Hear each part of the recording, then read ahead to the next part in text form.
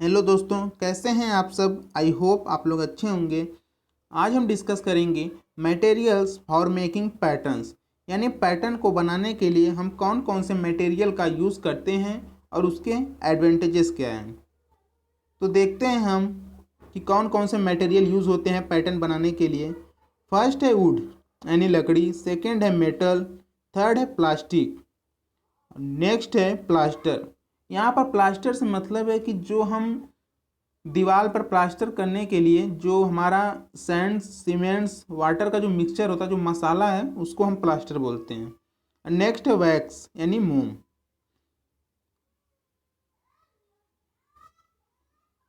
तो फर्स्ट है wood patterns. These are used where the number of casting to be produced is small and pattern size is large.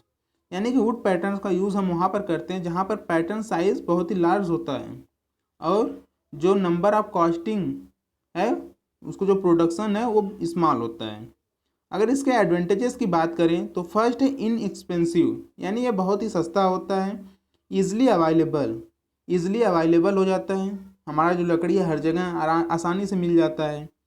Next है easy to fabricate, यानी इसको बनाने में, इसको गढ़ने में बहुत ही आसानी होती है। लाइट इन वेट, यानी वेट में हल्का होता है। नेक्स्ट है they can be repaired easily, इसको आसानी से रिपेयर भी किया जा सकता है। और easy to obtain good surface finish, यानी जो सरफेस फिनिशिंग होती है इससे आसानी से अच्छी सरफेस फिनिशिंग मिल जाती है। अगर इसके लिमिटेशन की बात करें तो फर्स्ट है सस्केप्टेबल टू श्रिंकेज एंड स्वेलिंग, यानी ये श्रिंकेज और स्वेलिंग के योग्य है। पोजेजेस वियर रेजिस्टेंस, यानी ये आसानी से घिस जाती है, तो इसका एक लिमिटेशन या डिसएडवांटेजेस हम बोल सकते हैं। एब्जॉर्ब मॉइस्चर, ये मॉइस्चर को, नमी को एब्जॉर्ब कर लेती है। Can not with stand rough handling, life is very short, यानी ये ज़्यादा दिन तक चलती नहीं है, इसका लाइफ बहुत ही शॉर्ट होता है। तो commonly used woods for making patterns, यानी जो हम पैटर्न बनाने के लिए जो कॉमनली हम लकड़ी का यूज़ करते हैं वो फर्स्ट है टीक। टीक यानी टीक को हम क्या बोलते हैं, जिसको हम सागौन भी बोल सकते हैं हिंदी में। नेक्स्ट है पाइन, जिसको हम चीड़ का पेड़ बोलते हैं। महोगनी, देवदार, तो इन पेड़ों की लकड़ियों का यूज़ करते हैं हम पैटर्न्स बनाने के लिए। तो नेक्स्ट है हमारा metal patterns. These are employed where large number of casting have to be produced from the same patterns, जहाँ पर सेम पैटर्न में नंबर ऑफ कॉस्टिंग को प्रोड्यूस करना हो लार्ज नंबर में, ज़्यादा वहाँ पर जो हमें कॉस्टिंग है वो बनानी होती है, तो वहाँ पर हम मेटल पैटर्न्स का यूज़ करते हैं। तो इसके एडवांटेजेस की अगर हम बात करें तो फर्स्ट है डू नॉट एब्जॉर्ब मॉइस्चर, तो ये मॉइस्चर को एब्जॉर्ब नहीं करता है, नमी का इस पर कोई फर्क नहीं पड़ता। नेक्स्ट है मोर स्ट्रॉन्गर, ये बहुत ही मजबूत होता है, टिकाऊ होता है। पोजेसेस मच लॉन्गर लाइफ, इसकी जो लाइफ होती है वो बहुत ही लॉन्ग होती है। Next do not warp retain their shape. Next accurate and smooth surface finish, जो इसकी सरफेस फिनिश है एकदम एक्यूरेट और स्मूथ होती है। नेक्स्ट है गुड मैशिनेबिलिटी। अब इसके डिसएडवांटेजेस की बात करें हम तो फर्स्ट है एक्सपेंसिव, यानी जो हमारा मेटल पैटर्न्स है वो थोड़ा महंगा होता है इसके रिस्पेक्ट में जो हमारा वुड पैटर्न्स है। नेक्स्ट है require a lot of machining for accuracy, यानी इस पैटर्न्स को बनाने के लिए अगर हम मेटल का पैटर्न बना रहे हैं तो उसकी एक्यूरेसी को शो करने के लिए बहुत ही ज़्यादा मशीनिंग की आवश्यकता पड़ती है, यानी मशीनिंग हमें ज़्यादा करना पड़ता है उसके लिए। नेक्स्ट है नॉट इजली रिपेयर्ड, इसको आसानी से रिपेयर नहीं किया जा सकता। नेक्स्ट है हैवी वेट दस डिफ़िकल्ट टू हैंडल, यानी जो हमारा मेटल का पैटर्न्स है उसका वेट ज़्यादा होता है, उसके हैंडल करने में भी डिफ़िकल्टी होती है, प्रॉब्लम होती है। नेक्स्ट है फेरस पैटर्न्स गेट रस्टेड, यानी जो हमारा फेरस का जो पैटर्न्स होता है वो उस पर जंग आसानी से लग जाती है। Next commonly used metals for making patterns, यानी पैटर्न्स को बनाने के लिए जो हमारा मेटल्स कौन कौन से यूज़ होते हैं वो नॉर्मली कौन से हैं। फर्स्ट है कास्ट आयरन, यानी कास्ट आयरन का यूज़ करते हैं हम पैटर्न्स बनाने के लिए। एल्यूमिनियम एंड इट्स अलॉज, यानी एल्यूमिनियम का भी हम पैटर्न बनाते हैं और इसके अलॉज का भी। स्टील, वाइट मेटल, ब्रास, यानी इन सब मेटल का यूज़ करते हैं हम पैटर्न्स बनाने के लिए।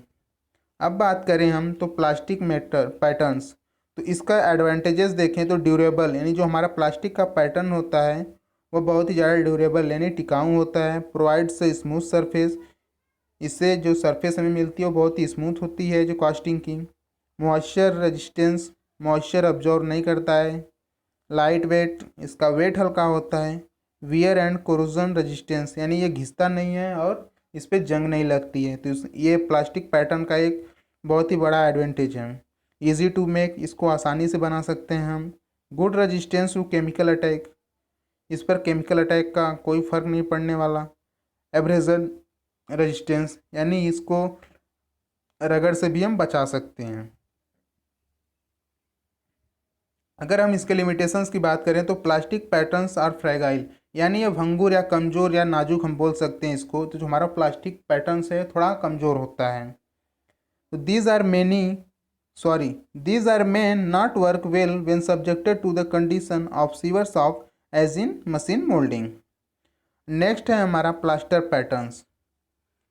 तो प्लास्टर में be made out of plaster of Paris और जिप्सम सीमेंट।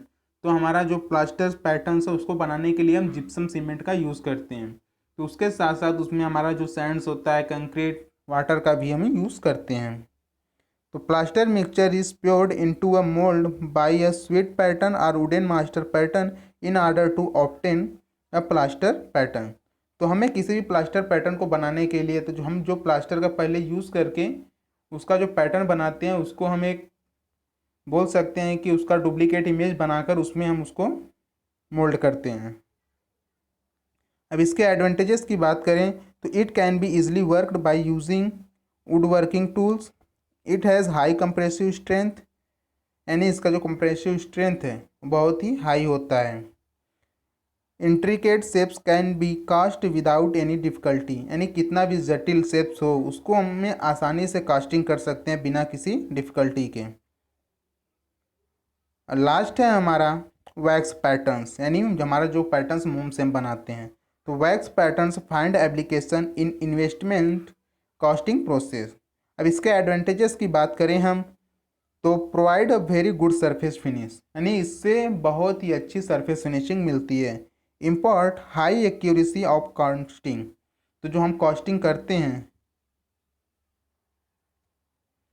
तो उसका जो एक्यूरेसी है बहुत ही हाई होती है, यानी इसमें कोई भी कमी ना के बराबर होती है। After being moulded the wax pattern is not taken out of the mould like other patterns, यानी मोल्ड के बाद जैसे हम अदर पैटर्न्स को, यानी जो हमारा प्लास्टिक पैटर्न है, वुड पैटर्न या मेटल पैटर्न है उसको हम वहाँ से रिमूव कर लेते हैं, उस तरह से हम जो हमारा वैक्स पैटर्न है उसको हम रिमूव नहीं कर सकते हैं। और लास्ट है हमारा there is no chance of the mould cavity getting damaged while removing the pattern.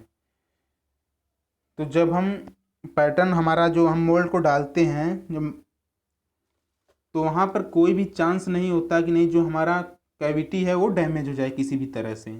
After जब हम मोल्टेन मेटल को उसके डुप्लीकेट इमेज बनाने के बाद जब उसमें हम मोल्टेन मेटल को डालते हैं तो हमारा जो कैविटी है वो डैमेज नहीं हो सकता, इसका कोई भी चांस नहीं है।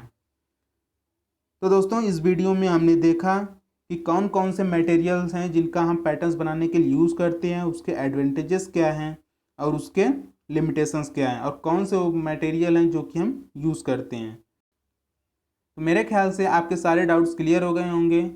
हमें उम्मीद है आपको ये वीडियो पसंद आया होगा। अगर वीडियो पसंद आया तो वीडियो को लाइक, शेयर एंड चैनल को सब्सक्राइब करना ना भूलें।